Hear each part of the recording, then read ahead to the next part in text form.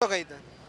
ही गाडी उभं राहू दिले तर उपलब्ध होतं ना, गाडी पळविले तर उपलब्ध होत नाही. म्हणजे तुम्ही फ्रूट विक्रेते. हा फ्रूट विक्रीची माणसं आहोत. तुमची पोटपाणी जे आहे ते गाडी जर थांबू दिलं आणि त्याच्या माध्यमातून जर व्यवसाय झाला तरच घराचा प्रपंच चालणार आहे. तरीच घराचा परपंच चालतो साहेब.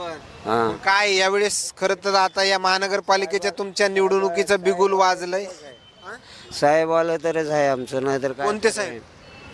इलाजराव साहेब, त्यांचा मुलगा. त्यांचा मुलगा बर. अमित देशमुख, अमित भैया. दादा तुझा पाठिंबा कुणाला आहे? कोल कुणाच्या बाजूने? माझा तर पाठिंबा तर काँग्रेसला आहे. कारण की काँग्रेसमध्ये आमच्या वार्डामध्ये चांगले काम झाले, विकास झाले. परत आम्ही बिझनेस करतो आम्ही फ्रूटचा. पण गोलामध्ये सध्या लई तकलीफ आहे फ्रूटवालीला. पोलीसवाले, महानगरपालिकेचे लोक येणं, गाडी उचलणं, गाडीचे पैसे घेणं 1000-2000, लई तकलीफ दिली महानगरपालिकेच्या लोकांना. इकडे